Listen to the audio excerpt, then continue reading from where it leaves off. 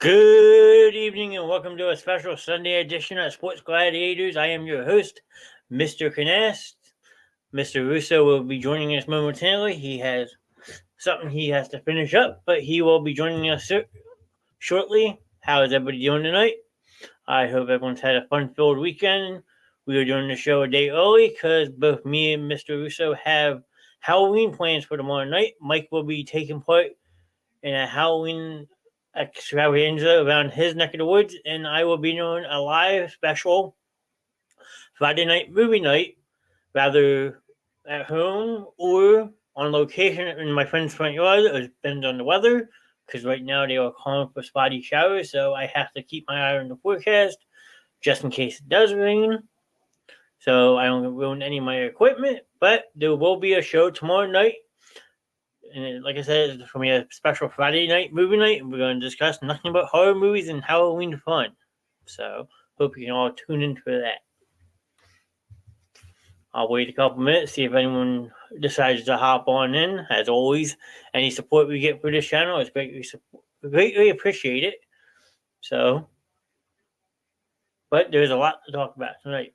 So, I'll wait a minute or two, see if anyone wants to jump on in.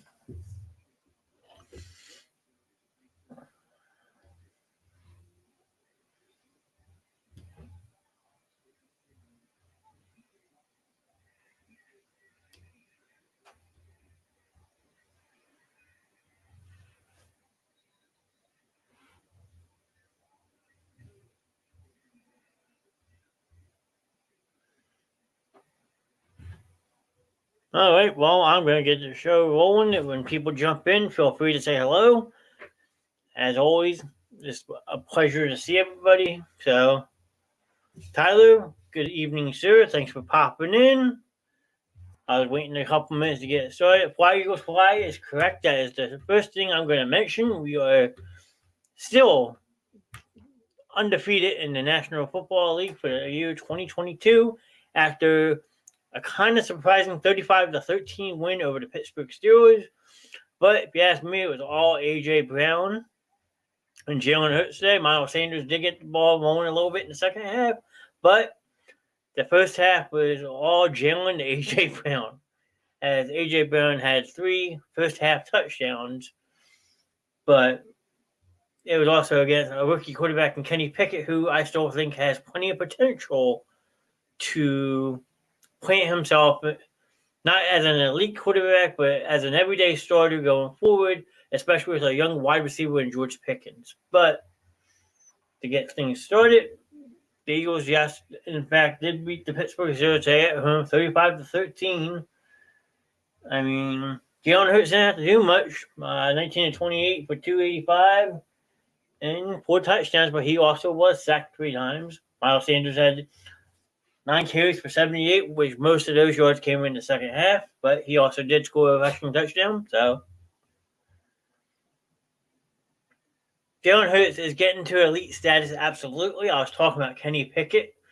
Kenny Pickett is a young and up-and-coming quarterback, I think, who has plenty of upside if you give him the proper weapons. I mean, Najee Harris is still young. George Pickett's a rookie wide receiver. So Kenny Pickett will grow with these players and will become a more steady quarterback. So, but Miles Sanders got the ball rolling in the second half, and then what team can you know who, with 9 minutes left in the fourth quarter, pulls their starting quarterback in favor for their backup? So, I mean, pretty impressive. So we have a short week this week. We go out to Houston, oddly enough.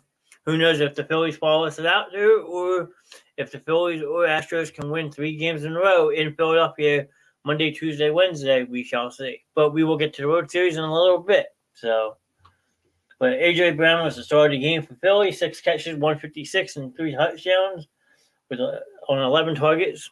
Also had a taunting call, which I just saw the replay of. I'm actually rewatching the game since I was at work at 9 to 5:30 today, and it's a dumb play.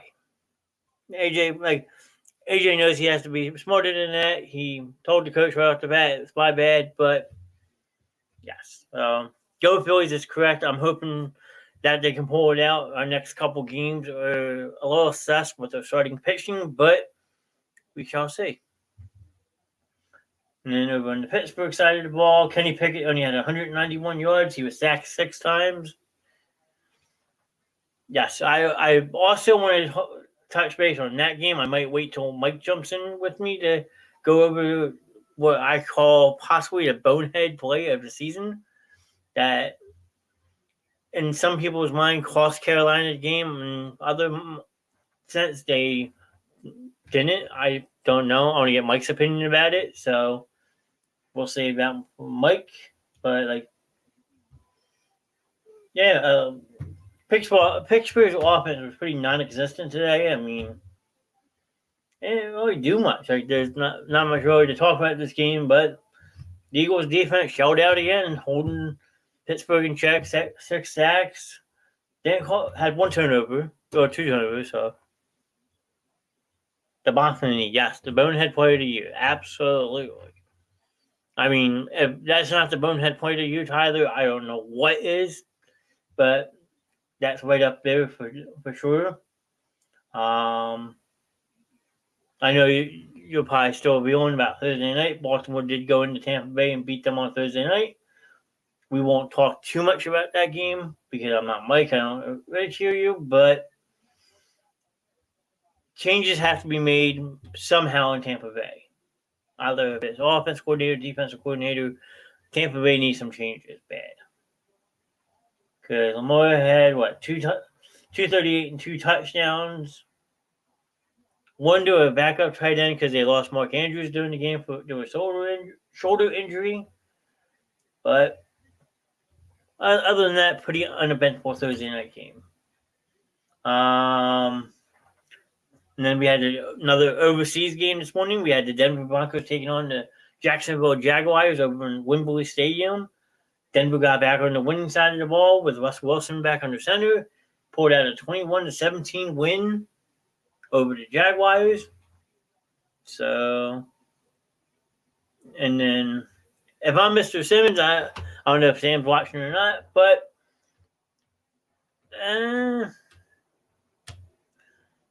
I'd be worried if I was a Dallas Cowboys fan. Yes, you pulled out the win today, but you're winning 28-7, and you let the Chicago Bears come crawling all the way back to make it 28-23 before your defense decides, okay, we're going to play some football, cause a couple turnovers, get a couple sacks, and actually had a defensive touchdown. So Chicago wasn't, I wouldn't say out of it, but they were close. Done. Here's Mike now. Hello. Good evening, sir. Good evening, sir. Thanks for starting it, as always. Wait, where is he? Master Chief. Master Chief, I blame you for being late tonight. It's Master Chief's fault. It is Master Chief's fault. We're on a mission. So, I just what's going on the Eagles game. Let me read these comments here. Tyler, it's just mostly Tyler saying. Tyler, I agree. Tyler, yeah, the Phillies. Yeah, that game, I didn't get to see the highlights yet from that game, the Atlanta game. Look, you have one job. You can blame the other guy for throwing off his helmet, which is ridiculous.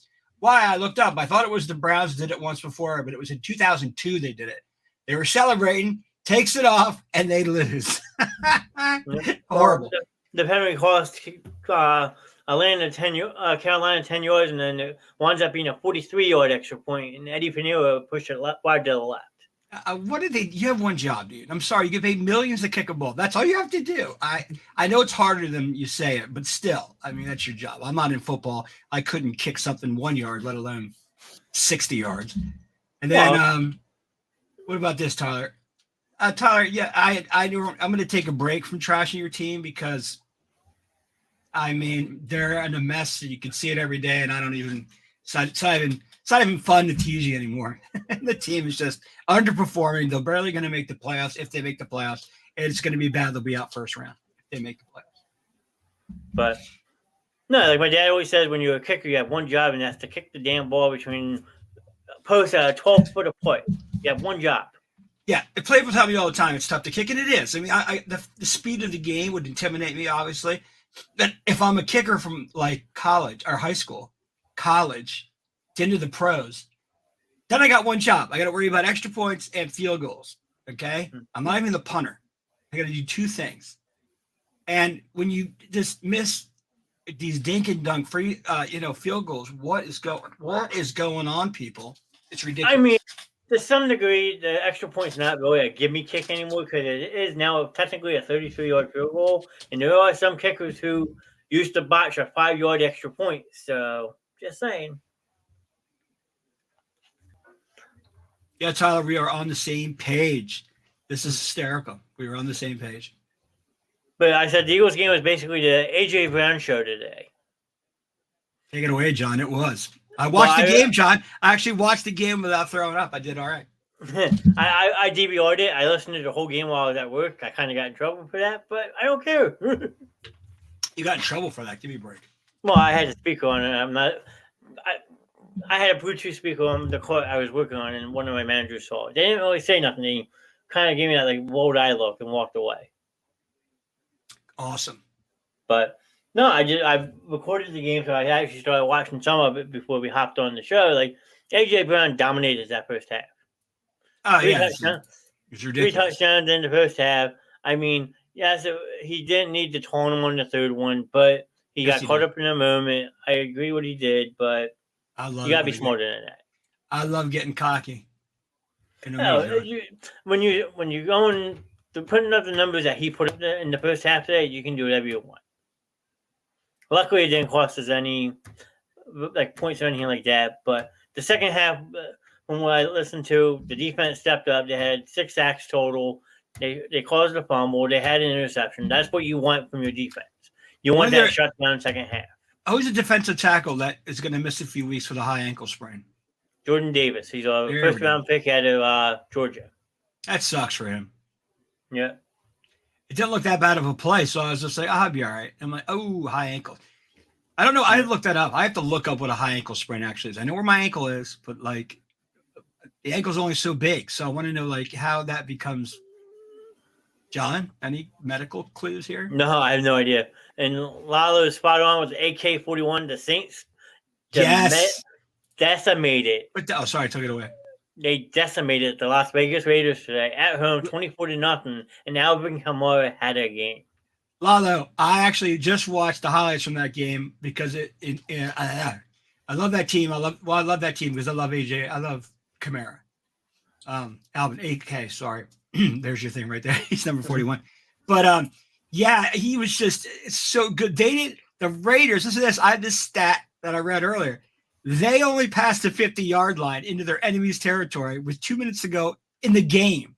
Not the half, not the quarter, the game. I mean, that is ineptitude to a whole new level.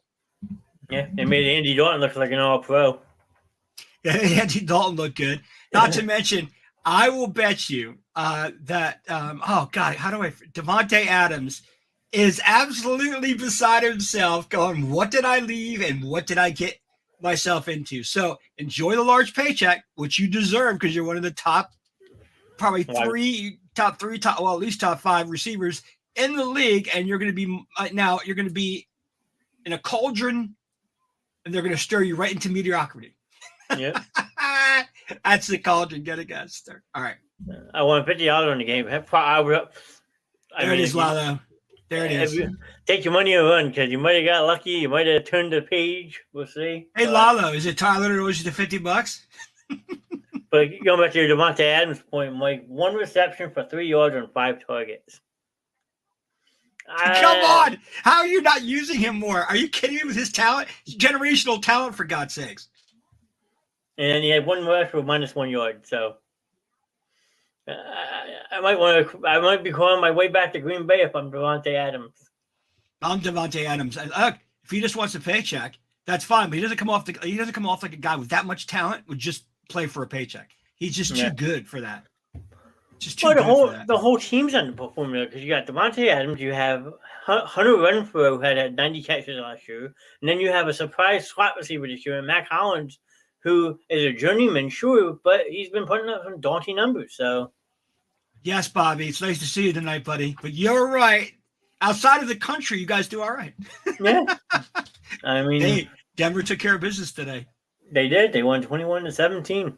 Yep. And he looked good. I have to admit, it wasn't, it wasn't a fantastic game, but it was a good game. And, Denver and, oh my God, the quarterback, damn it. John Russell Wilson. Russell Wilson had a pretty good game. So I will say that, Bobby. I don't hate the Broncos. I was on your side. I was on your side when they won Super Bowl 50.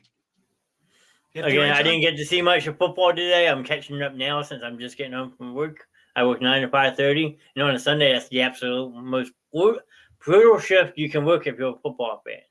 Let me announce this, guys. There's going to be shows Monday, Tuesday, Wednesday, Thursday, and Friday because John got suspended for a week. Yeah, okay. John's going to be running the show. It's a new series called I Shouldn't Do Something at Work. Yeah, well. Hey, I haven't talked about this with John. I'm going to have to talk it over with him. But I decided there's going to be a segment of the show called You Think You Did Something.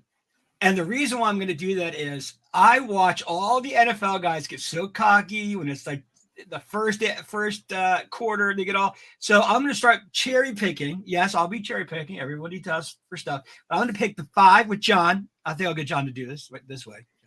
No, that way. With John, I know which way. With John, and we might change the name. But you act like you did something is a better way to put it. You act like you did something today, and that's what I don't get it. You're going to talk trash and you're down 35 points. Come on. Well, or you score a touchdown early and you act like it was the Super Bowl. I'm like, dude, what? And let me tell you guys something. I love God. Don't get me wrong. I'm Christian, grown up Catholic, but God of course watches football, but he doesn't need thank for everything. Now, let me rephrase that. Everything in your life, to me, is about God. But football, I just don't know if God wants to be, I should say that, wants to be answering all these prayers. Yeah. I'm just being funny, guys. Wait, before everybody comes on this channel and starts yelling, I am simply making a joke about it. Everybody in every sport thanks God with the point of the finger. I'm just playing around, guys. It's just something funny, and I don't mean it in any anti-Semitic way. Is that how you say, John? Is it anti-Semitic? Yeah, something like that. I like Bobby's idea. Call it the come on, bro segment. You already have that, Bobby. Sorry, come on, bro. I'm going to be better. We're going to be more elite with it. So, boom, Mike. Where is he at? What are you booing me for? What? Come on. Come on, Law. What is up with that? Oh, Bobby, I'm going to punch you. Quarter. Bobby owes a quarter. Get it from on Wednesday. You order. No, they don't count. Okay. But then I had briefly just said how Dallas was up 28-7 at one point, then let Chicago come all the way back almost to make it 28-23 before their defense said, oh, crap, we need to wake up and actually do something. And then the second half was all Dallas defense. How do you think, by the way, just jumping over to the Rams game now, what is with when the Rams play the 49ers, there's more cheering for the 49ers than the Rams? Because the Rams fans are fake. Rams fans have had to travel all across the country to be their franchise moves a bunch. San Fran's been there, since they were in the league, right, John? From the first time in the league, they've been there forever, right? Something like that. No, I mean, they haven't moved. Like, the Rams move around, and it's tough to be a Rams fan. The Rams have gone from Los Angeles to St. Louis back to the L.A., so, yeah. You can blame the ownership for that one. Yeah, I don't understand. Yeah, I thought they had a thing when they were in the St. Louis Rams. I thought when they got out of L.A. the first time, I thought that was going to be permanent. Yeah, well, but if you're the San Francisco 49ers after today, you're saying thank you to Carolina Panthers for Christian McCaffrey. Oh, yeah. He looked unstoppable. A passing, rushing, and receiving touchdown? When was the last time that happened? I know what it is. I know the answer. Probably Taysom Hill. Go way, but you got to go back quite a few years, buddy. All right, go ahead. It's all you. It's 2005, but oh, God, I forgot the name. It was somebody on Pittsburgh, I think. I got to look that up. Willie Parker, Heinz Ward, Antoine Randall. Yeah, I'm trying to think. I might be wrong. Let's see. Last Triple Crown football. I know years back, if you want to talk rushing with interception and a fumble return for a touchdown, Brian Dawkins did it for Eagles versus the Houston Texans, who at the time were an expansion team. Lilo says Reggie Bush. Oh, it wasn't as far back as I thought. Let me see here. I think yes, it is. Cooper Kupp did it last year. What, rushing, receiving, and a passing touchdown? Yep. It says I have a list up. It says the list of NFL receivers who won the Triple Crown. No, we're not talking that. We're talking he threw a touchdown, caught a touchdown, and ran for a touchdown. Right. That's called the Triple Crown according to football. No, well, football's wrong. It says list of NFL receivers who have won the Triple Crown. It's receivers, John. You're right. So I'm taking a lot of those money for Reggie Bush. That sounds about right. We're going to find out. List of running backs. He threw, caught, and rushed for a touchdown. So, while Mike's looking that up. I gotta look it up because I had it. Okay. It was done by the last time. Oh, my God. Mike's the throat. Okay, guys. It was in 2005. Sean Alexander did it. What, ran for a touchdown, threw for one, and caught one?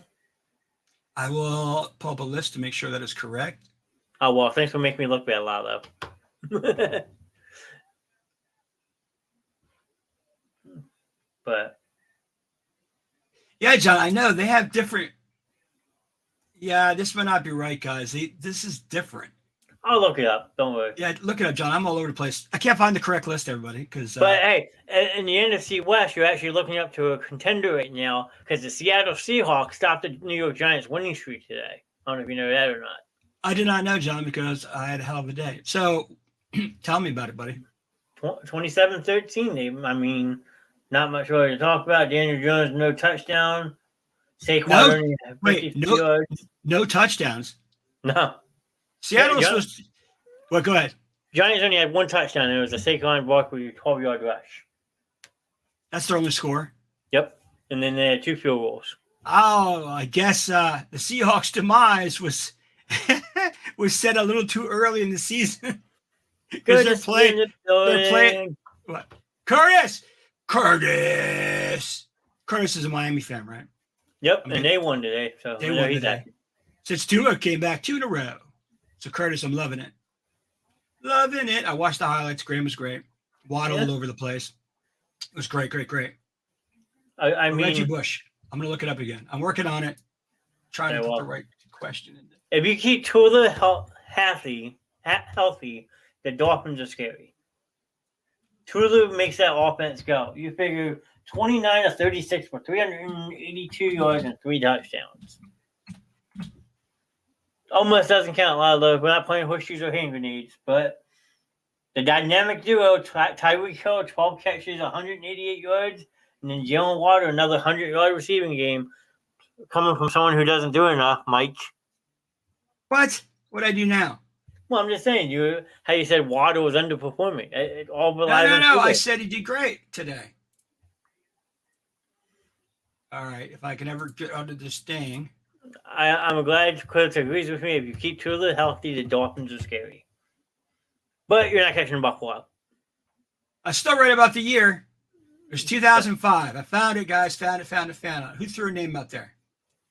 Lalo said Reggie Bush. It is actually Hall of Famer LaDainian Tomlinson, who did it for the Chargers back in 05. Oh, no, I had the team wrong, too. I think I had the team and the player way wrong, but that's it. And then McCaffrey did it today. So the last time it was done back in 05. All I got was the year right. When I had the year right, but didn't get the team or the player. Yeah, you were 3/4 right. Well, a third right, sorry. I'm a third right. Looking right at it. I know. I'm saying when you guessed. Yeah, 1/3. I just got the year right. Just like I did get. I don't know if you saw the post today. I was posting about that. Oh, yeah, I already told you guys about that. About the helmet thing. I already talked about that earlier. Yeah. But Tyler was saying how it's a bonehead play to you. What's going on here? Tyler had commented earlier about the whole DJ Moore thing being the bonehead play to you. Taking off his helmet was dumb, but missing the kick is even more dumb to me. No, I'm not disagreeing. So look at his play. I just want to know how much he's making. Okay, even if he's not making $1 million, let's say he's making like 800,000. All right. All you have done and all you have known is the kicker, pretty much most of your sports career. And I said this like 20 minutes ago, half an hour ago. You got to make the kick. The other player, obviously, it's a bonehead, like he said, play. The kicker's still going to make that. It's not that far. It's not like he's trying to hit a 72 field goal and set some new record. Come on. True. Curtis. If Bobby's still in here, Curtis, he's a humongous Habs fan. So you want to talk hockey for a couple minutes, or you go over to World Series? Yeah, I saw a lot of said LT was a beast. Yes, he was when he played. LT was definitely a beast. Except when he went to the Jets. And Curtis, you're right. When Tua is healthy, man, that team is incredible. They are. I thought, I was on him a little bit, earlier about his performance, but your team just totally responds differently when he's at quarterback. Yeah, and Curtis, yes, I finally got it right as I go up further into your comments. Reggie Bush wasn't a bad guest, though, Lala, because he did do a lot of stuff. He did, definitely. Does he have that, Lala? Really? I didn't know that. I think it's his teammate. I don't think it's LT personally. I think Antonio Cromartie has a record at 109.9 yards. It was a missed field goal when they were playing the Minnesota Vikings right before the halftime, and Cromartie basically had a catch up right before he hit the end line and ran it back the rest of the way. Is the field 109 or is it 110? It's 110. But where they marked Cromartie at was 109 3/4. They said if he would have stepped like an inch further, he would have been out of balance. Hey, everybody, quick fact about kicking. I know this off the top of my head. I don't have to look it up. Who has the longest punt in the NFL ever? You know? I'm gonna cover my nose because I know. John and I know. Come on. John, hit him with it. Randall Cunningham. Yeah, baby. A 91 yard drop kick. I wish if I could get my leg past my knee, I'd be in heaven. Hook it up. How is the quarterback? That's I mean, I am a player on the Eagles, though. I got my own locker and everything, see? And John's, he's cooking it. Me, I have everybody that's an empire. Yeah, all the evil people from Star Wars. This is what I got for holding the clipboard for one game. Good job, John. But back to the Lions for a quick thing. All I heard all year is how physical this team's going to be. They were on Hard Knocks and all that crap. They gave the Eagles a run for the money in week 1, and then that was it. Right down the toilet. all that positivity about being more physical down the toilet. Absolutely. After less than 7 games. I think by the third or fourth game, it was over for them. Tua's getting interviewed. You were right. Cromartie holds the record. See? Thank you. John. John's got way more knowledge than me. The reason why I know Cunningham is because I'm an Eagles fan. So that's the only reason why I know that fact. Who was it against? Ooh, let me think. Ooh. I honestly think that was against the Giants. You're right. Very good. Yes. Nice job. But where do you want to go next to, Mike? I don't know. Let's see. Lions. What have we been talking about? LT, Cromartie. Yes, we got confirmation. But I think, what was it? Avs. Isn't it? There you go. Curtis with the Go Habs. The Go Habs? So you want to talk some hockey then? Well, no, he just posted that. I'll have to turn it over to you because I don't know that much about hockey. I know the teams and stuff, but I don't know hardly any facts. Well, my Flyers are surprising everyone right now. They're 5-2-1. They should have held on and won last night, but of course they blow it in overtime. But they're still second in the division. Curtis's Habs are 5-4, which is technically right now in third place in their division. Right now, Boston leads his division at 8-1. The Bruins look unstoppable according to the stat sheets. 39 goals scored in 9 games. That's pretty good. Even though the Devils just put up a 7th spot today, so. You know what? I've lied. I'm sorry, Curtis. For some reason, that Habs word made me think Avs, as in Colorado. No, Habs is Montreal Canadiens. And that's how dumb I am on hockey. Bobby was in earlier as a huge Avs fan. I'm sorry. That's my like I said, lack of knowledge about hockey. I'm horrible. It's all good. That's why I got you back, Mikey. The only time I followed hockey, honestly, you guys, was when the Avs were like just had become the Avs. When they had Sakic, Forsberg, and Patrick Waugh. And I watched a lot of hockey then because I was obsessed with that team. I think they went back-to-back titles. That was for the 2 years, John, didn't they?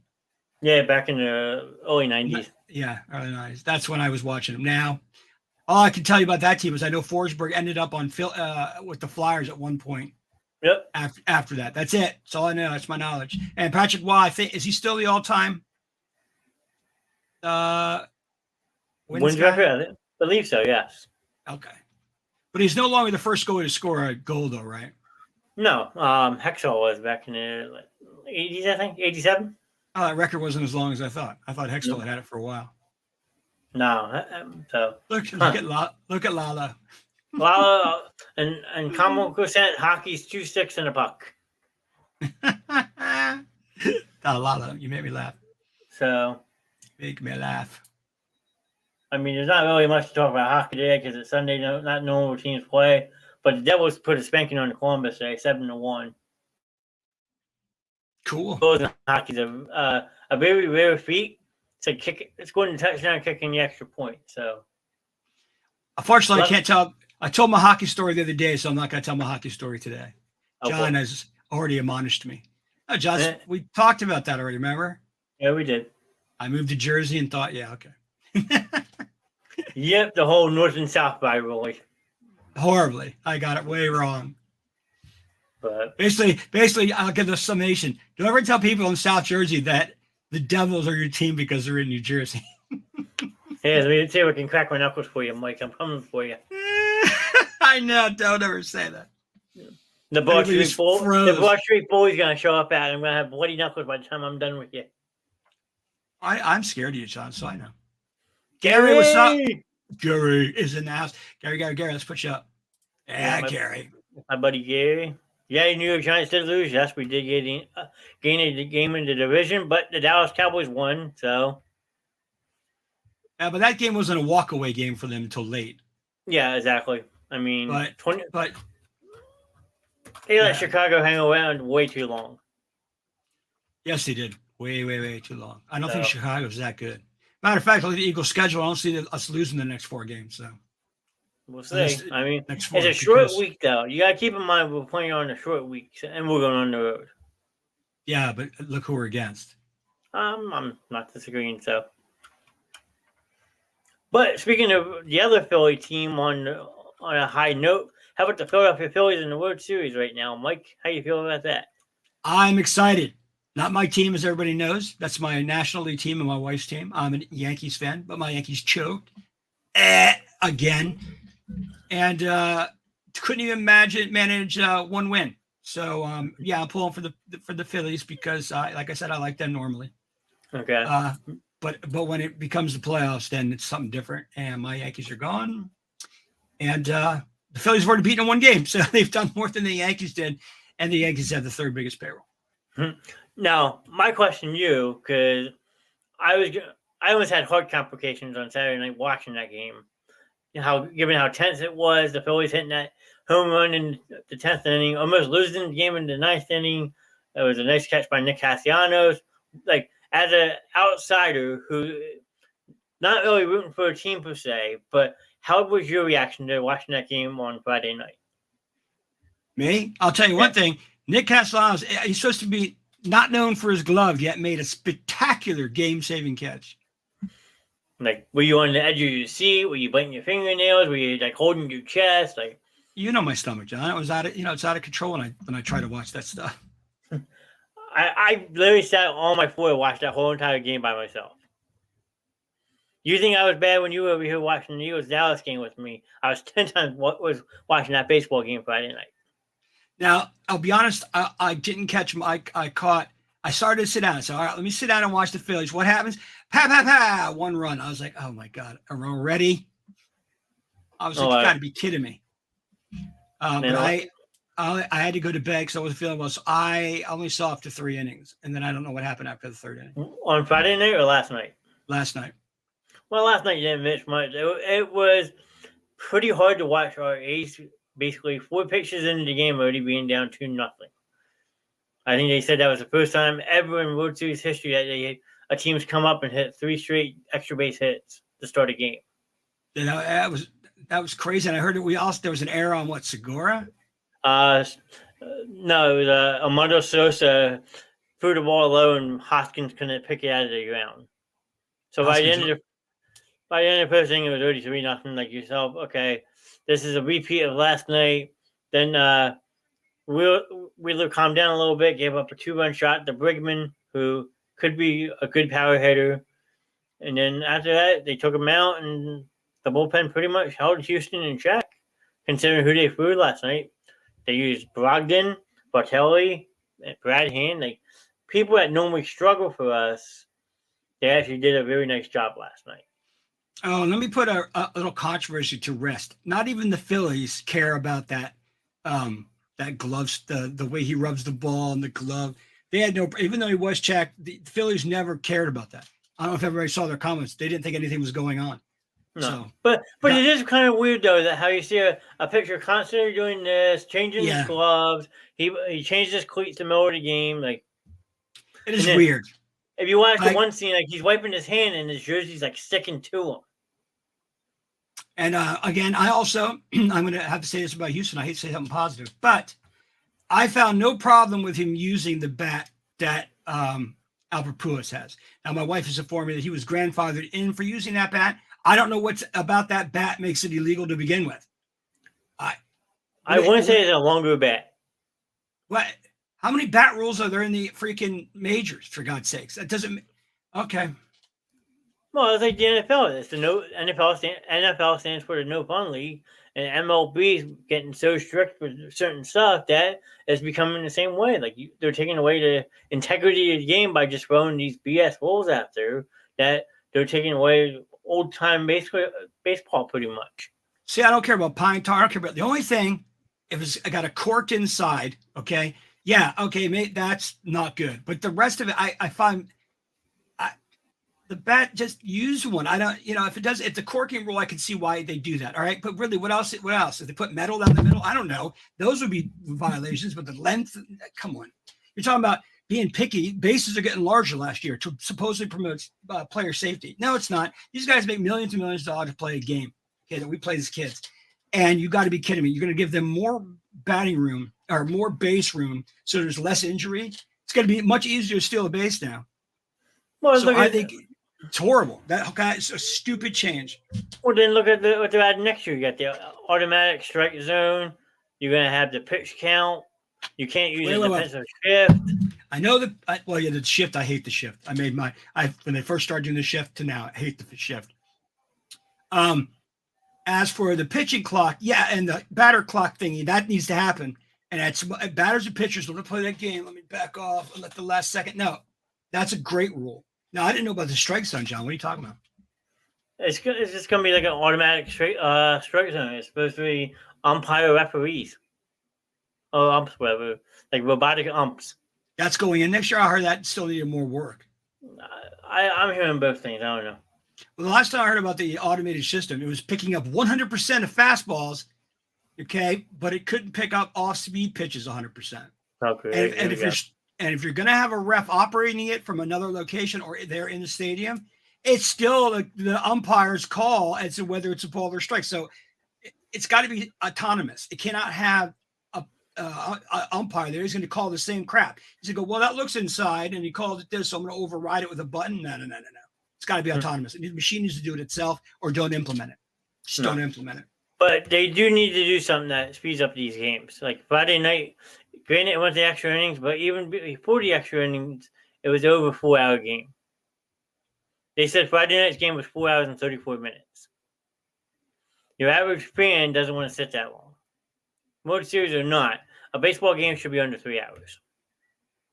You guys, look back in history, some games are like half a day. I mean, yeah, I'm being over, but there are games that have gone 5-6 hours. Yeah, and that's why they decided they wanted to add a pitch clock to speed the game up. Right. Like I was watching it.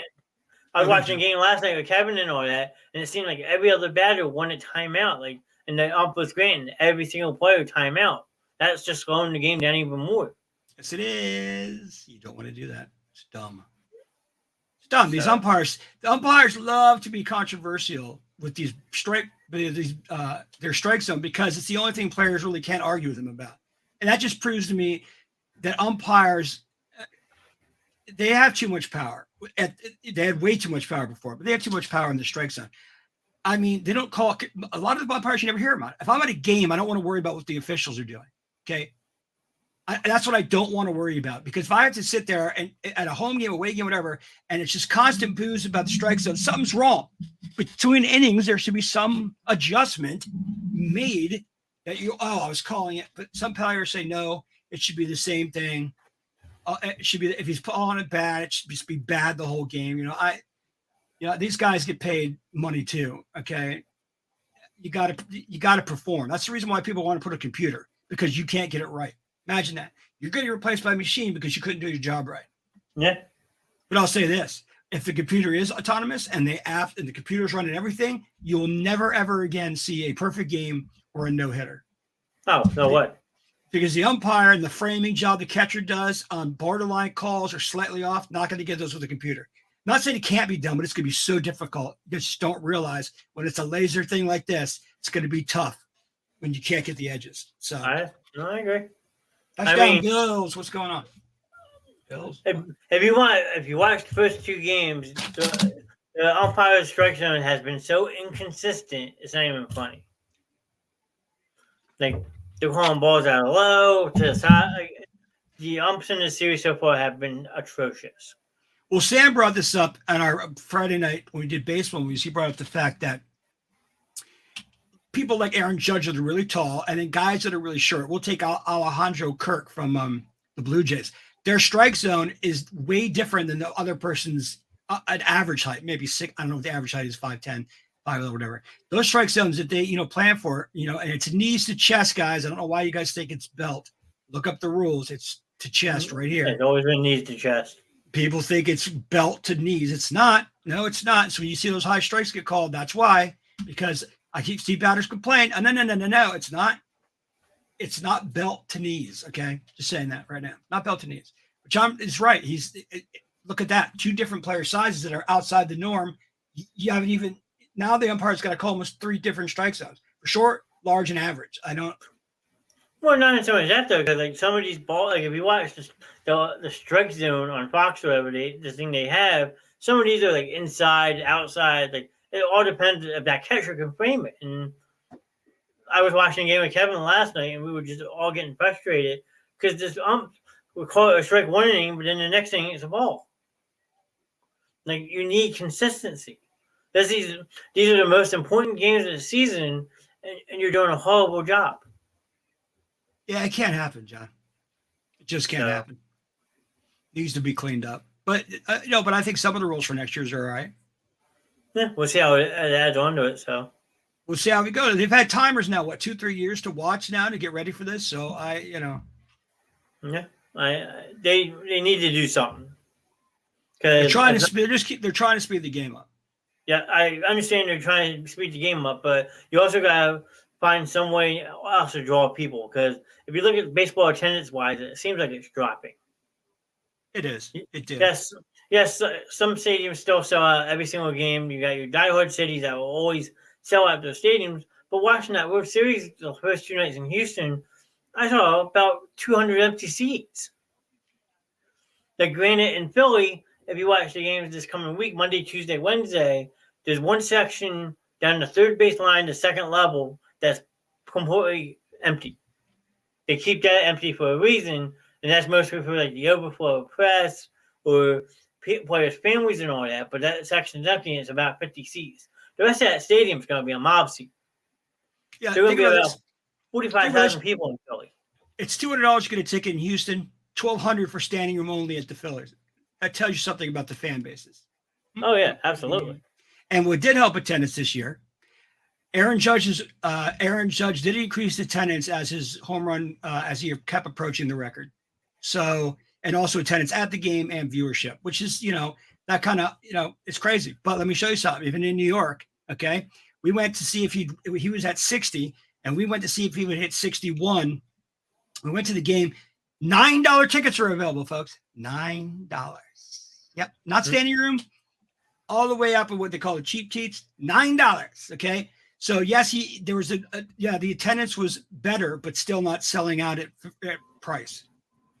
Okay, but let me ask you. Let me ask you a question though. I didn't. Did I go to a baseball game this year? No, I didn't. Let me ask you a question.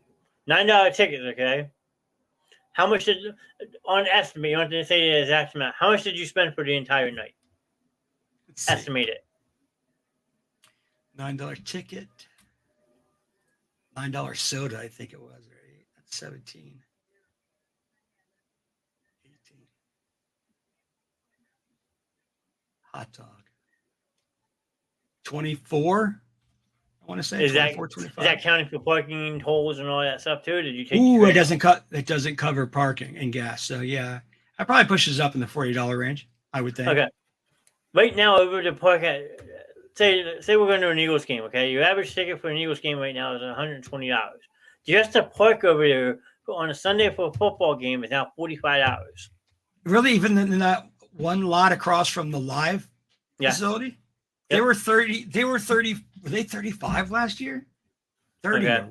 Now it's 45. Good Lord. Yeah. But I was down here, ready for this one. This one's really gonna blow you away. I was down in Washington, as we know, for the Washington Eagles game week 3. I didn't have to pay for parking. I didn't drive or anything like that. The closest lot to the Washington Stadium was $75.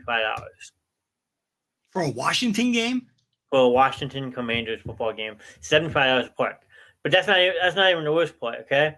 This is the part that they're losing the most money because people don't want to spend the money. I had a group of people sitting in front of me. They were all Washington fans, okay? But obviously you hear people talk at the game or whatever. The guy jokingly said, "You got the next round."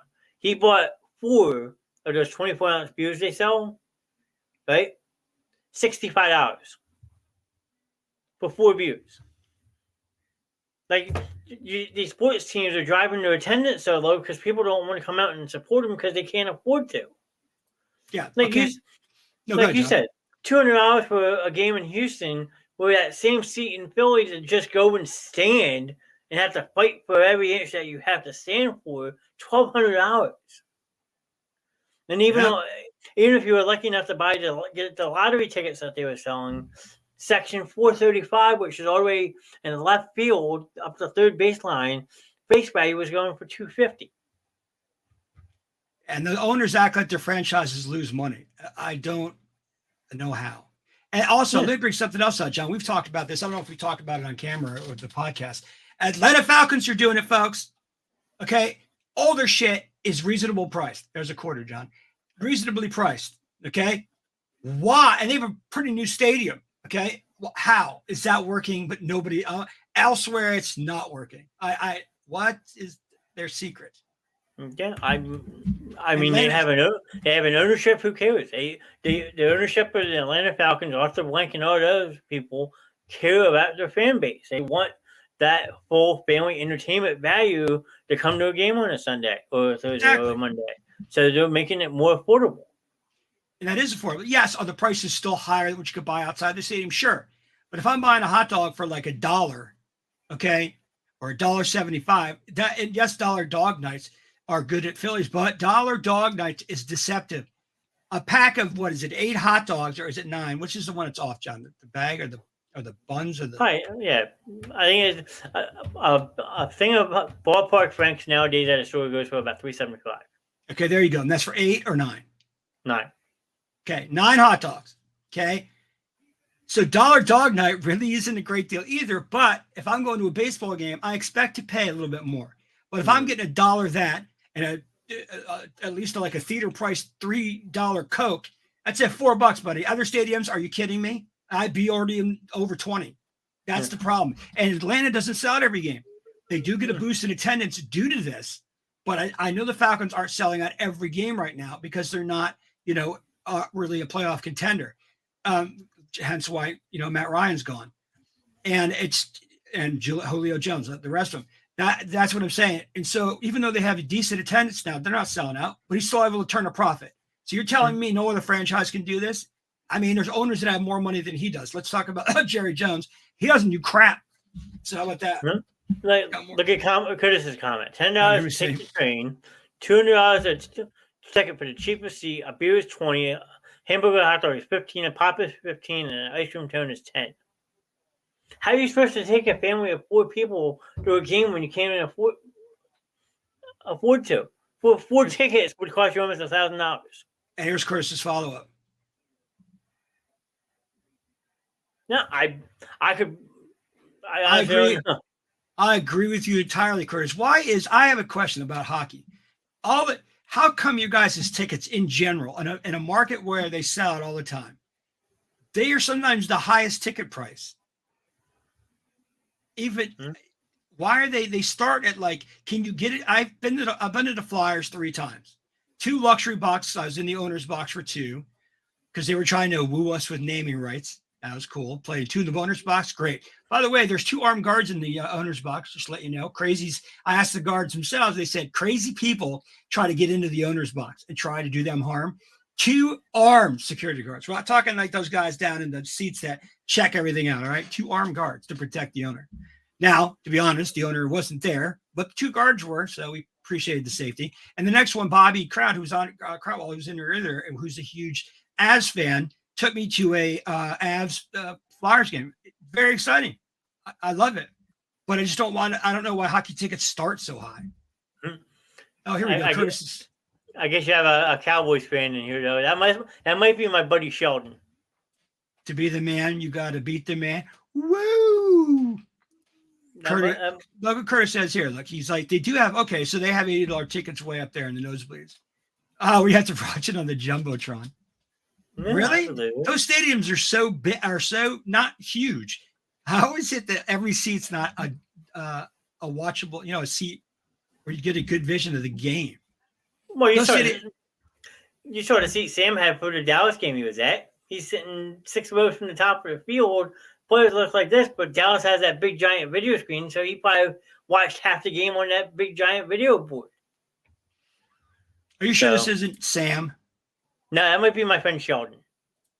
I have a buddy Sheldon who's a big Cowboys fan too. The Saddledome is one of the oldest hockey rinks in the NHL. He's correct about that. Curtis, it's really my ignorance when it comes to hockey because I don't look up a lot of stuff. I'm going to have to pay more attention and start looking up get a little more of their history and their stadiums and what goes on with the franchises in history. I got to do research. It's like I said, my ignorance to hockey. I didn't know a lot of this stuff. So please forgive me. The bullseye means it is my friend Sheldon. Sheldon, like I said, Sheldon's someone I used to work with. He moved to a new store, so he moved down south, but he's still a big Cowboys fan. So welcome to the show, Sheldon. Cowboys suck. Be nice. Oh, they are? Well, that's cool. So I don't know anything about hockey again. So that's awesome, Curtis. Yeah, new stadium, always great. That'd be great. I mean, yeah, there's a lot of teams out there that need new stadiums, and Calgary's definitely new to. Like they just made that expansion team out in Seattle, the Seattle Kraken. How you always say Kraken? Kraken. That used to be a basketball arena that they play in. Okay, they took over the old Key Arena out in Seattle. Okay, that cost $700 million to re-renovate to a hockey stadium. Really? Yep. Trying to think how many hockey games I've gone to in my life. I have gone to Pittsburgh but I went to Pittsburgh when Mario Lemieux was playing, and the Igloo was that was an incredible venue for watching hockey. So I've been to Flyers. My first game was at the Spectrum. I don't think I saw any. Did I see anything at the Spectrum? I don't think so. I have a puck from the New Haven Nighthawks, which is a team in Connecticut that our dad took me to, where we met the players and they signed stuff for us. But that was we're talking 80s guys. Like all the time. 80s. We got to go back to the 80s to see that, possibly the late 70s. Well, my cousin used to work for the Phantoms back in the day, so I always used to get in the locker room and stuff like that down in the old Spectrum days. Spectrum. I've seen a lot of stuff in the old Spectrum. And what gets me mad is I actually had a chance to meet my favorite hockey player of all time, but my work wouldn't let me have the night off. That was wasn't that Crosby? No, close. John hates when I talk about Crosby. Miroslav Shatan. Nice try. Thanks, man. Yeah, that's my buddy Sheldon. Thank you, Sheldon. Thanks, Sheldon. You're awesome. Sheldon's a big football fan too, so like Sam, he likes to talk football as a whole. He doesn't sit there and rub it in your face saying the Cowboys are the greatest, 5 Super Bowl titles, stuff like that. He's very knowledgeable about the game. So I miss talking to Sheldon at work about football because he was my go-to guy at work. Where are you now, Sheldon? Did you take off? He's down south, North Carolina. Down south. Wow. Down to the Carolinas. So, but we still talk a lot. Like he sent me a congrats to 7-0 today. So they are. They look literally unstoppable. We'll see. I hope. Do I think we're going to go 17-0? Ooh, that's pushing it because you always get tripped up somewhere along the lines. And if we're that far into the playoffs, we'll start sitting people. If we're that far into the season, you're not going to see everybody play. Okay, but keep this in mind also, though, okay? You normally do that your last 2 games of the season, okay? So say the Eagles run the table, they're 15-0, okay? The last 2 games, one's against the Saints, who you own the draft pick rights to. So do you really want to help the Saints get a higher draft pick, or do you want to keep them down low? Okay? And the last game of the season is versus the New York Giants, who could still be fighting for a playoff spot. Do you really want to help the Giants get into the playoffs? That's awesome. When do the Saints play us? New Year's Day, January 1st. Ooh, Kamara. Got to stop Kamara. But like you said, who knows what that game's going to mean at that point? So, look at the predictability of this game. 2 touchdowns for Buffalo, 0 for Green Bay. No surprise there. They're horrible. Yeah, Christmas Eve rematch with the Cowboys. So, yeah, you go from the Cowboys Christmas Eve, then you finish off with the New Orleans Saints and the New York Giants. That's a scary way to end the season. Like, granted, you might have everything wrapped up by then, but do you want to keep the momentum going, or do you want to take a step back, maybe play the starters a series or 2 in those last couple games to keep the momentum, or do you sit them? True. I'm not there yet. I'm not trying to look ahead because we have a tough stretch coming up. I mean, we should beat Houston. We should beat Washington Monday night at home. But then we go to Indianapolis, who just benched Matt Ryan for Sam Ellinger. That's not really going to be a challenge. And they lost today, right? Yeah. Yep. They lost to Washington. And then you come home. You have Green Bay on a Sunday night, which is always a tough game. I don't care how bad Rodgers is playing, who he has. Green Bay is always tough. And then you have the following Sunday, Tennessee Titans coming in. John, that would have been my first team for my new segment. Act like you did something. My new segment. I watched the part of that. I watched all the highlights and the thing of that game. Okay, you won. Okay, and a win's a win is a win. I know that phrase. You got to win out of there. Didn't look that impressive, and look who you were playing. No. Look who you were playing, and Derrick Henry goes off. That's glad he went against one of the worst run defenses. So I don't know why you act like you did something. Okay, but keep in mind, though, for Tennessee, that's a big game because that's a division game. It is a division game, but you can't go around being all cocky when you don't blow. When all you have, the offense, you're going against a bad defense. Your course running back of his caliber, I believe in the top 5, of running backs.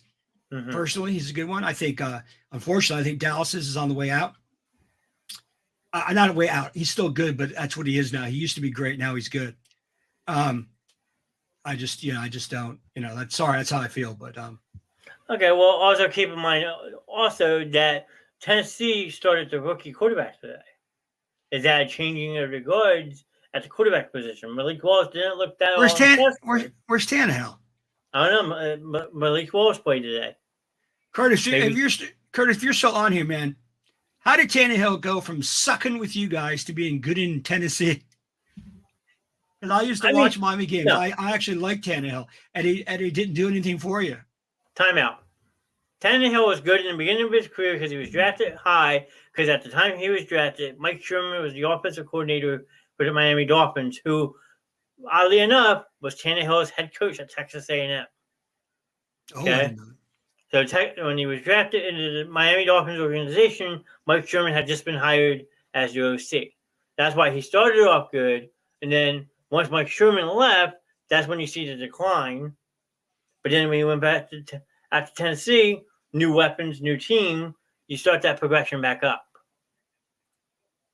You do. Is he an elite quarterback? No. Is he worth $138 million? No. John, I'm having a health issue. I will be back as soon as I can. Okay. Be about 5 minutes. Just give me 5 minutes. All right. Let me stop my camera. But no, Mike's right. The Titans didn't really play anybody, but when you win a game in the division, whether if it's a good team, bad team, a win in your division, it goes a far way. It could either break or make your season. So Eagles Road is kind of easy, yes, but we also have a brutal stretch come December when you have a home game versus the Titans, but then you go on the road for 3 straight versus the New York Giants in MetLife, the Chicago Bears in Chicago, and then the Dallas Cowboys in Dallas on Christmas Eve. Those 3 games make or break your season. I mean, yes, you're 7-0 at this point. You're off to a great start, but can you keep that momentum going long enough without losing key components to your team, or do you take a step back? So only time will tell. But like my friend Sheldon says, Dak and Schultz will be there this time in Dallas. And yes, they are 2 different game makers for Dallas. I mean, can we shut both of them down? I absolutely think so. But nothing's given in the NFL, given it's a non-predictable league. But we shall see. Another sport I know Mike doesn't really like to touch base on much is the NBA. I mean, the season's still young, but my Sixers have gotten off to, I want to say, a slow start. I mean, granted, we've won the last 2 games, but we're not playing all that good. And a lot of people think Doc Rivers could be on the hot seat already, given the fact that the Sixers are 3-4. But like I said, we have won the last 2 games, so maybe it's a turnaround time, and the Sixers get the ball rolling. But 3-4, and you're sitting behind some pretty tough teams. I mean, Milwaukee's 5-0, Cleveland's 5-1, Boston 4-2, Atlanta's 4-2, Mike's Knicks are 3-3, Toronto's 3-3. Brooklyn, the biggest disappointment right now, though, 1-5. So basketball is too young yet in the season to really sit here and nitpick about different teams. But Sheldon, I don't know if you're still watching or not, but you got to do something with your Lakers, man. Only team in the league right now without a win. 0-5, and they're not looking good. Yeah, I mean, I don't know what's going on with the Lakers, Sheldon. 0-5 to start the season. Is it? Maybe you can chime in and tell me what's going on with the Lakers, because 0-5, it's not a good way to start a season, especially in a very tough Western Conference. So I hope for your sake they can turn it around and win a couple games, but you're only scoring 102 points a game and you're giving up 110. So I know Russell Westbrook hasn't been doing much. He was 0-11 in 1 game. Might be time to move on from Westbrook, but we'll see. Then you guys play the Denver Nuggets tonight. Yeah, I mean, definitely possible of being 0-6. Something has to change. And you have the Suns playing the Rockets later tonight. Detroit beating Golden State. There's a shock.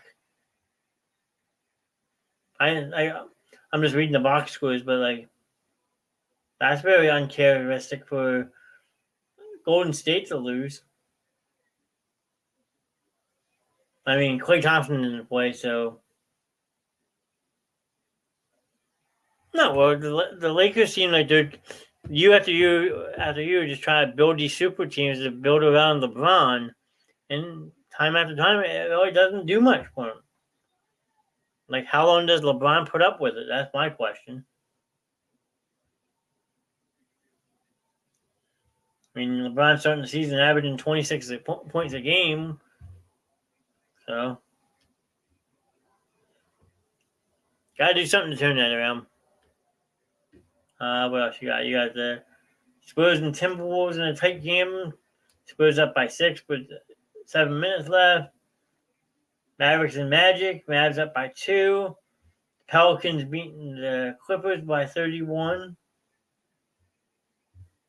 Okay, if you trade Anthony Davis and Westbrook, are you looking to get back draft capital? Are you looking to get another superstar? Like, what do you want in return for those two players? If you were to trade Anthony Davis and Westbrook right now, what would you want?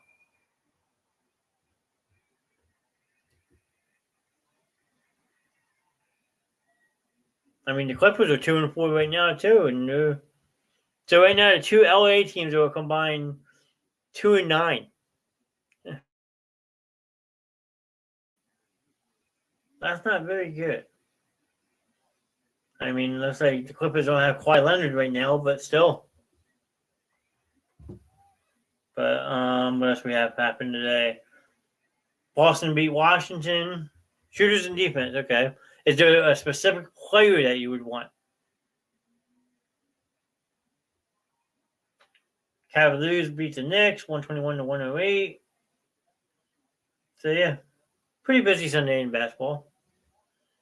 My next game for the Sixers is tomorrow night down in Washington. We travel to play the Washington Wizards and Bradley Beal. So, who at one point I thought was going to become a Sixer this offseason, but turns out he wasn't. So, and then switching gears a little bit, Miles Turner and Buddy Hield. I mean, two good possible names. I think, if I'm not mistaken, didn't you guys have a deal in place for Buddy Hield this offseason and then went a different direction? I'm pretty sure you guys did. So, right now, also going on, we have the Philadelphia Union playing the New York City Football Club in the Eastern Conference MLS Final. Philly's hosting that game, so another Philly sport doing very well for themselves this season. So, and let's see, college football. You have the Georgia Bulldogs still number 1. Tennessee Volunteers move up to number 2. Ohio State stays at 3. And then the Michigan Wolverines are number 4. Followed by an undefeated Clemson team at 5. And then Alabama at 6. So, starting soon, you're going to have the BCS rankings come out. I'm curious to see how that plays out. Pacers went both of our unprotected picks. I mean, I could see why the Lakers didn't want to give that up, because you, at one point or another, have to think about restructuring that team, and draft picks are very important in the NBA nowadays. Granted, you don't always get the best superstar, but you do get something. How far did my Penn State fall? You offer only one unprotected pick. Well, one's better than none, so I guess Indiana is just being greedy. But that's just me. Penn State fell to number 16 after a Saturday loss to Ohio State. Who else took a big tumble this week? Wake Forest, Syracuse lost their second game.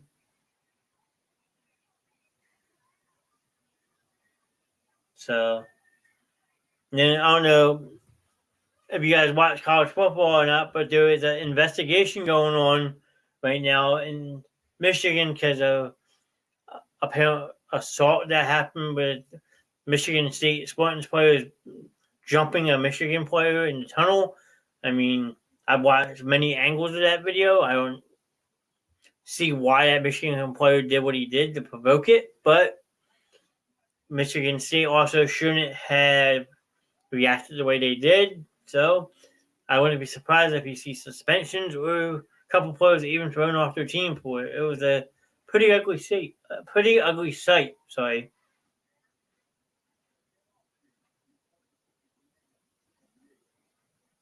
And then, what other sports we have today? We had a crazy race down in Martinsville. I don't know if anyone watches NASCAR.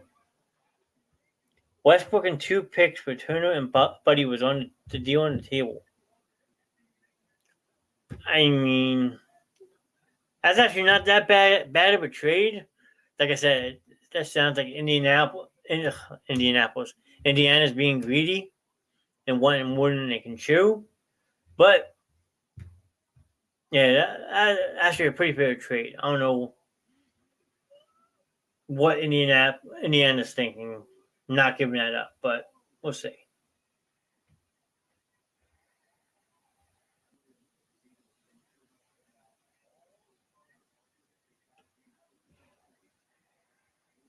Just seeing that everyone's looking in the Facebook chat, so I can call. Mike should be back in a minute, he said, so.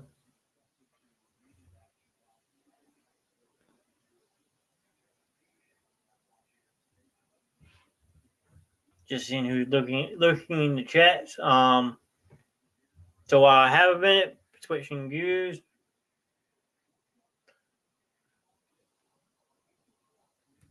We did a Sports Gladiators show tonight that we normally do Monday. I'm doing a special Friday night movie night. Also, I want to say about one pick. I mean, it makes sense, Sheldon. Like, you guys have to hold on to those draft picks because you're not going to have the team you have forever. Hey, welcome back, Mike. Hey, everybody. Mike, you hear me, John? Yep, I can hear you. Sorry, guys. It's all good.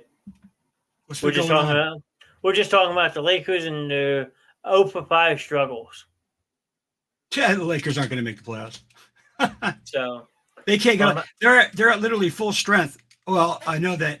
What do you call it? Anthony Davis didn't play last game, but they, with full strength, look ridiculous. John, hold on. I'm getting some emergency phone call. Dang it. Mike comes and goes whenever he wants. That's the beauty of Mike being a host. He can come and go as he pleases. So hope everything's all right, and he figures it out, and he comes back soon. Lalo, if you're not here, then why'd you put no? I mean, yeah, Sean, you're absolutely right. The Lakers have to hold on to the draft pick.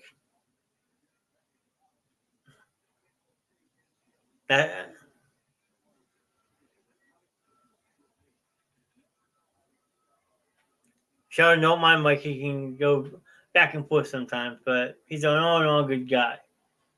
Green Bay actually scored a touchdown. That's a surprise. I thought Buffalo would shut him out. I'm watching it now. Ooh, that was actually a nice catch. So, who made the catch? Dobbs, one of the young wide receivers. Okay. All good, Mike? Don't have 13-year-old daughters, everybody. Yeah. I'm lucky enough. I don't have kids, so. I'm sorry, guys. Yeah, I'm going to miss probably a total of 20 minutes of the show because, yeah, sorry. It's all right. Oh, Green Bay scored? Nice. Yeah, Green Bay did score a touchdown. On a nice catch by Joshua Dobbs. I just saw a scored shift on my right, so I was like, oh, okay. Yeah, it was a nice touch pass from Rodgers to the corner of the end zone. But Buffalo should still win this game. The Lakers need to just thought the Lakers. I don't think the Lakers make the playoffs without serious changes now. They need to make some serious decisions. I mean, you got everybody at full strength, and you still can't win. So I don't know. My buddy Sheldon was saying that they had a trade with the Pacers on the table. Russell Westbrook and 2 picks for Miles Turner and Buddy Hield. But the reason that the trade fell through was because Indiana wanted 2 unprotected picks, where the Lakers only wanted to give up 1. Oh, okay. I did not know. So, I mean, Be quiet, Bobby. But that's what I was telling my friend John. Like, the Lakers need to think about their future because they're getting older. LeBron's not going to be around forever. Anthony Davis has checked out ever since he won his ring. And Here we go. Bobby is also a huge Lakers fan. This I know. How do you give it a little time, Bobby? It's the same people. You guys really didn't pick up more players to gel with. Westbrook's been an absolute waste of time on that team. I mean, it's crazy. There was one player they picked up this year. Who was it? Patrick Beverley or something? But Russell Westbrook and Patrick Beverley on the same team. They're the two of the same player. Yeah. I hate to say it, but they are getting older. And out of the 3 of them, John said Anthony Davis looks like he checked out. LeBron, LeBron's going to score what LeBron's going to score. He's still a great player. I don't like talking about him individually, personally, but yeah, he was, he's been dominant for years and he could still put up 28, 29 points. I mean, right. But if you've got nobody to go with, and Westbrook, that experiment last year was a disaster. I don't know why you start this year, then put him on another team. Then you got Westbrook saying, oh, because I don't prepare to be a reserve. That's how I got injured. Are you kidding me? What kind of excuses are those? Those are weird excuses. I'm just saying, if they can get some people, yeah. I mean, and look, remember, the Lakers won that during COVID and a bubble. There was a lot of their factors going on there, and they had a better team. I'm not saying they didn't deserve the title. They did, but that year was kind of like crazy because no one knew what to do and where they were going to be, and everybody's down there at Disney World and all that stuff like that. I'm not saying, I'm saying they were fine, but Anthony Davis, they didn't have to do as much work as they do in a full 82-game season outside of a bubble, the kind of thing. I mean, it's different. And he hasn't shown any of that since their title. So what has he got over here, Bobby? Well, that's true. But he's in his prime, Bobby. Are you kidding me? Anthony Davis is in his prime right now. So, yeah. But like I said, he got his ring and he's hasn't been the same. Plus, with the problem with Anthony Davis also is he's always had a health problem. Like, he always has injuries linger or pop up out of nowhere, and he misses time. Like, Anthony Davis is not the same player who was once on the New Orleans team. Nope, he played like that for one season. That was the 2020 title. It's the only time when he was putting up triple doubles and like his old self. That since then, no, we're 2 years removed from that. Yeah, well, yeah, 2, almost 3. Yeah, I mean, he just hasn't shown it. When he does get playing time and he's healthy, yeah, he puts up numbers. But remember, he's in his prime right now. To me, that is prime. I know people know he's coming out of it, whatever. LeBron's way out of his prime, and he's still performing. So, but then again, in the offseason, LeBron, I will say this, he's obsessive in his workouts and the way he approaches stuff. So he does do a lot to keep his body together as much as possible. But even he's taking rest days now, where, and he actually has done that most of his career. But he's had some seasons where I think he's played almost all the games. But there have been seasons where he missed last year, I think 15 games or something like that. It's tough on your body running 82, and it's tougher. Yeah. Especially some nights you're playing some nights back-to-back nights, and you're traveling from one state to another. Like, thank you. I appreciate that, man. Thanks. You got one for you too, Johnny. Yeah, I know. But like, basketball is a brutal game. You're constantly getting contact. Same with hockey. Hockey and basketball, whether you like it or not, are physical sports. They are.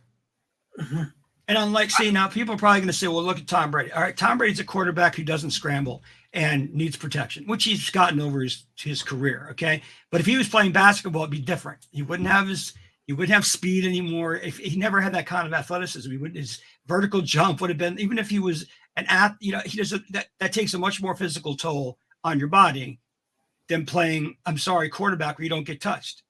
Huh? I mean, that's how you're able to last. You can make a 5-step drop, 3-shot drop, get rid of the ball quickly. That's what Brady's, always had. And that's how you stay simple. He's always been on teams that have a lot of talent. And, that's how he does it. With other sports, you couldn't get away with that. You couldn't. You lose once you lose your speed and if you're an athlete, you lose your speed, it's over. If you have a lot of athleticism, it's the first thing. And proof positive, look at he's in his prime, Anthony Davis, but I'm not going to say it again. It's the fifth time I've said it. So Yeah, well, the biggest thing that LeBron's holding out for is to play a season with his son, Bronny, whatever his name is. I think once Bronny comes in the league, LeBron's going to go wherever the kid's drafted, going to play 1-2 years with him and call it quits. Hey, but Mike. LeBron's starting to seem like he's going to be the next Tom Brady and try to play to his 45. And he's not going to be able to. I will say this one thing too, okay, about LeBron James. LeBron James, you guys have to realize, okay, he's got titles, but he wants more than Jordan. He has a lot of points, but he wants more than Jabbar, Kareem Abdul-Jabbar. He is playing great, good more nowadays. He doesn't explode as much to the basket as he used to. But remember, he's made it abundantly known that records mean something to him. He didn't used to when he was humble. He says it now. I have a lot of things I personally want to accomplish. That's fine. Dude, you're not getting 6 rings. I don't know how you're going to get 2 more rings and then a third one to beat Jordan. I give it up, dude. Most of the world knows that Jordan was the better player. Jordan didn't get intimidated by fans. I mean, you're calling out fans in the third row because you can't take their heckling. Give me a break, LeBron. Give me a freaking break with that. Well, LeBron and Westbrook's the same way, though. Westbrook is another one who just needs to shut up and play. Well, Westbrook's another one. His athleticism he's in the later part of his career. He doesn't go to the hoop like he used to. This was 5 years ago, 6 years ago. He'd be everywhere. He'd be scoring 30. He'd be everywhere for everybody. But he's not. He's not that player. And he's never been an actual, he doesn't play like a true point guard. So, he plays more like a 2 guard. Shooting guard. I mean, I don't, you know what I mean? So that's like, you can be competitive, but Jordan never talked about records. Did he probably think about records? Oh yeah, all the time, but he never put it out there in the media. And LeBron's put it out when he finally decided, you know what? I'm popular, big enough now. I can say whatever I want. He's made it abundantly clear. He wants all the records. That's all the records. Fine. But you got to realize, LeBron, you stay in the league as many years. Remember one thing, though you'll surpass the all-time thing. You've also played the longest. Yeah. You've also played enough years. You just keep packing on those years. Even when you're only get 15 points, as long as you can keep playing, you'll get them points. Yeah. God. Thank you, sir. Again. Oh, John already put it up and I freaking got rid of it. Thank you, sir. I appreciate it. Appreciate it every time, man.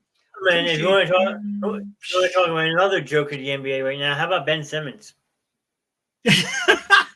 I'm going to come into the season. I'm going to shoot more. I haven't seen the guy take one shot, jump shot. The one shot he did a fadeaway jump shot, and he airballed it horribly. Then he airballed 2 layups in one game. John, remind me, what's the Nets record? The Brooklyn Nets are 1-5. Exactly. Simmons been a great pickup. He gets rebounds. Yeah, he does. And he gets steals. I'm not saying he can't play basketball. He can play part of basketball. He just can't shoot. Is he even a good free throw shooter? I don't even know. John, is he a decent free throw shooter? Maybe subpar at best. I play basketball, but I can't shoot the ball. I bet it's a big part of basketball, everybody. Shooting the actual round object in the net. Okay, that's actually a thing. You kind of have to have that skill to play basketball. I'll put it this way. No one has to cover. No one has to cover you, though. You do go to the hole once in a while. But once you lose that first step, second step out of your prime, your career is over, sir. It's actually over now, but I'll put it to you this way, okay? And Sheldon will probably agree. Shaquille O'Neal had a better free throw percentage than Simmons has. Look at this, John. That's all. Great. That's awesome. But no, I'm sorry, Mike. It is. What? Shaquille O'Neal had a better free throw percentage than Ben Simmons has right now. You serious? I think so, yes. Sheldon, if I'm wrong, please correct me. But Shaq had a higher percentage on free throws than Ben Simmons does. Could you imagine if you were allowed to hack people still like that, hack a Simmons? And then the biggest thing's even worse. They showed a highlight last week, like the whole your thing about like you think you're better than you are. He did what he did in the playoff game with the Phillies that 1 year, going up for a wide open layup. Somebody took 2 steps towards him and he passed the ball away. Like, you're 6'10". Use your frame. He's afraid of getting fouled and shooting free throws because he knows he can't make them. The Nets are a joke. You got Ben Simmons over there. You got Durant trying to make demands. And yes, he made those demands. I don't care what the media says about, he didn't really say that. Yeah, he said that. They got what he wanted. All right, fine, he's there. Kyrie Irving believes in the flat Earth and all that weird stuff. Are you kidding me, dude? Fake moon landing. He's all about conspiracies. Does he even want to play basketball, or does he want to use the basketball platform to talk about stuff that's not true? Well, apparently the ownership wasn't happy with Kyrie Irving last week. I didn't really dive into the article, but Kyrie Irving promoted something that he probably shouldn't have promoted, and the team asked him not to, and he still did it anyway. I gotta look more into it, but it didn't sound good. Well, it's funny how the players keep trying to defend him. They're like, well, he needs time. And I'm like, dude, he doesn't need time. He had the whole offseason to get ready for this season since he didn't want to play any games last year. Now, mental health, and I have issues, as people know. I will be glad to do a show on mental health. But so I definitely want, if that, realistic, I definitely want him to get help for that. Definitely wanted him to get help for that if that was the issue. But if that was an excuse to not get on the court, that's a whole other thing to me. Okay, but tell me this, okay? Yes, we all have some type of mental issues. But if you're making $20 million, you're telling me you can't at least sit up for 10 games a year? He can. He can sit up for at least 10 games. And here's going to be a stat line. 0 points, 0 free throws, 6 rebounds, 1 steal, and 3 assists. Okay, but he was supposed to come back during the playoffs last year for them in the second round. Yeah, but he wanted no piece of Philadelphia. No, we weren't even playing them yet. No, but remember, he avoided that game. That's supposed to be his big coming out. He's like, no, we're not doing that in Philly. Yeah. But then they were playing Boston or somebody. He was listed as probable, but then Brooklyn was down 3-1 in the series, and he pulled himself out. What kind of team player does that? I just don't know how But yeah, he still got a paycheck last year for $20 million. I don't want to blame that. No, go ahead, John.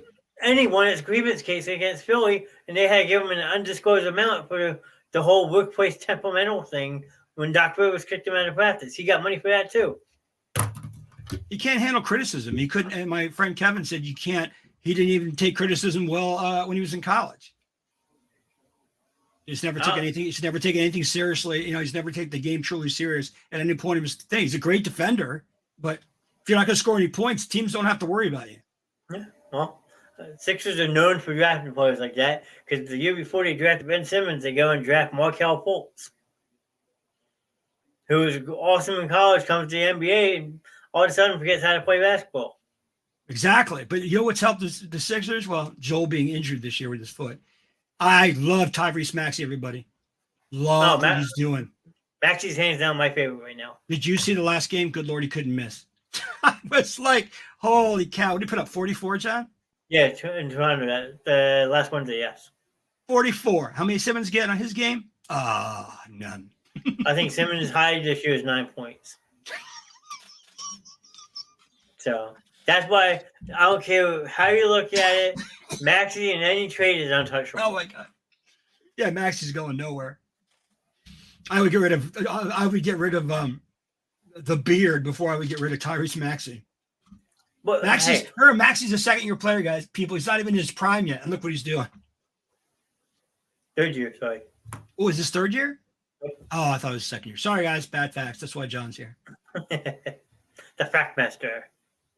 I know. You talk about a player playing for a paycheck, like I was talking about earlier with joking around about when I was talking about the Raiders.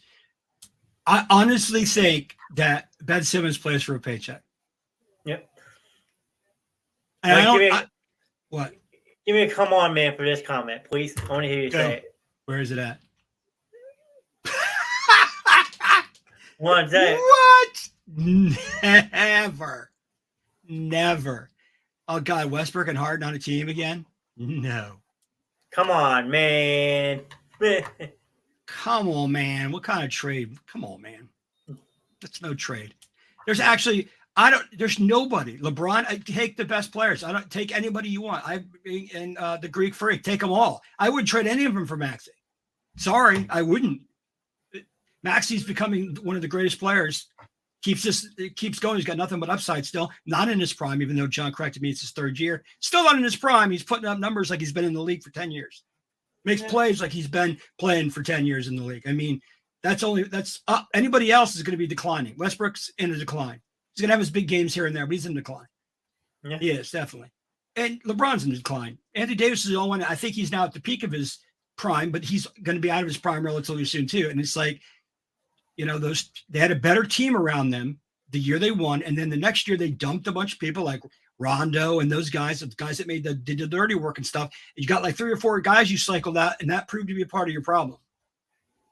There's no depth, and then that's why they,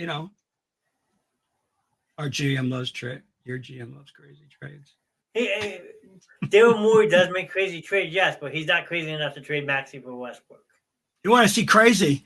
I'm a Knicks fan, guys. It's like I'm a Yankees fan. I'm also a New York Knicks fan. I've been suffering. We've had no process like you guys have. We have a decent team on paper, but we're not. No free agent wants to come here, to come to New York.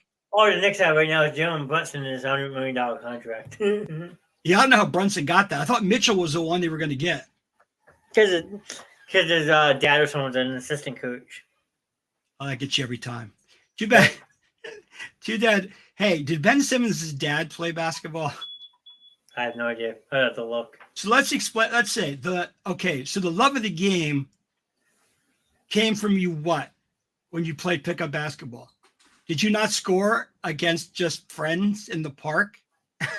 Well, me being short, no. Especially when my best friend was 6'1", 6'2". I could hit a decent jumper. Okay. I could hit a decent jumper back when I had a very tiny, we're talking very tiny athletic window, which might have been like 1 year or 6 months of my life. So I have none of that. So I'm assuming if you had pick up 5, you were still shooting, right? What? I mean, how do you not know how to put the ball? I'm going to say this is like the 3rd time I've said it. Simmons is just doesn't put the ball in the basket. He can do all his other skills, but he can't do that. I don't care if he plays lockdown defense. Nobody has to worry about him in the offense. So let him lock down one guy. That's all he can do. So that's fine. And they know that he's not going to shoot. So it's 4-on-5 when you back down the other way. Sure. But I do agree. Our GM loves crazy trades. Yes. He does. I just like I love the Eagles, right? They were asking for Roseman's head for a few years, and then he does what he does, and now he's a genius again. It makes me laugh so much, even the Eagles fan base. I don't know. He does it. He did it, but remember, years everybody wanted him out. 18 out, 19, 20 out. Get rid of him. Can't build a team. Bam, bam, bam, bam. 21 and 22 come around. Oh, I'm sorry. We now have a super team again, and he's a genius. Yep. Something like that. Gotta love the Eagles fan base, people. I'm still wearing my green from earlier. Since I had come back in today, I had this shirt on the other day on Friday. It's because I was sleeping. Sleep shirt. It's true. It's true. It's damn true. It's true. It's damn true. Kurt Angle. You're going to see a lot of wrestling shirts on here because I still kind of follow wrestling, but I could tell you nothing about what's going on right now. But I am going to WrestleMania when it comes to Philly in 2 years. That is a fact. John's going to. So, wow. So, but I know you got to get the ball rolling soon, right? Yeah, I got to leave in about 6-7 minutes. All right. Well, you want to start wrapping it up then? Yeah. Well, John, unless you want to keep going with it. I mean, we touched on a lot of different points tonight. Basketball, hockey. We went around the horn if everybody's been here for the whole thing. We appreciate you coming out. I'm sure John's already updated you on the rest of the week. I mean, I even updated them on the Philadelphia Union because they're in the MLS Eastern Conference Final tonight. Check that out. Also, one thing my daughter did bring up, this is a good reason to have a daughter. She wants us to do some soccer stuff. So, well, there you go. She said that she will sit in on the podcast as long as it's on around me. So it would be 2 of us on camera. She does not want to have her own camera. Okay. So she'll only pop on for a few minutes, but she wants to just talk soccer. And I'll talk to you off stream. We may have a very special guest for a movie night coming up soon, too. I'll let you know about that one. It might blow you away. Really? Yep. Call me when you get back from taking your wife to work. I'll explain it to you. Can't wait to hear about it, guys. Or John. Sorry, guys. But I told him I was letting them know we're going to do Friday night movie night tomorrow night for a special Halloween show. Sheldon, anytime you want to pop in, you're more than welcome. Yeah, Sheldon, you're great. I can tell you have intelligence into sports, buddy. I would love to have you on every freaking Monday. Yep, Monday. This is just a very special Sunday night one because of Halloween being tomorrow night. Mike has a Freddy Krueger special that I hope to see live on my special Friday night movie night tomorrow night because we're going to do a Halloween special talking about horror movies and all Halloween fun. And then we have our Trivia Tues on Tuesday night. Sheldon, if you want to play some trivia, Tuesday night, 9 o'clock, we'll be playing trivia. And I might do another special Sports Gladiators later in the week, depending on how the World Series goes, Mike. There you go. I'll join you if I can. So, and then the Eagles play Thursday night as well. So we gotta keep that in mind. That's right. You were talking about a short week earlier, yeah. But all right, John. Nothing else to say? Join us, help us build the channel, people. That's what we're looking for. We're small, but we're getting bigger every week. Yep. Keep it coming. Reactions, shares, mention it to people that you know. Get the word out. We hit 15 people a couple weeks ago. We hit another 9 last Friday night talking about movies. So it's getting there, guys. Slowly but surely. We're getting there. We're finding our footing pretty quickly here. Yeah, well, what's nice is we're staying consistent. We love it. As always, guys, too sweet. So wait 1 second. I want to read this last comment. Go ahead. Curtis sending us off with Go Habs Go. Go Habs. All right. That's awesome, Curtis. Like you get a special what do you call it? Too sweet. We're gonna leave it on that. So see you guys tomorrow night for a special Friday night movie night on Halloween night. Good night.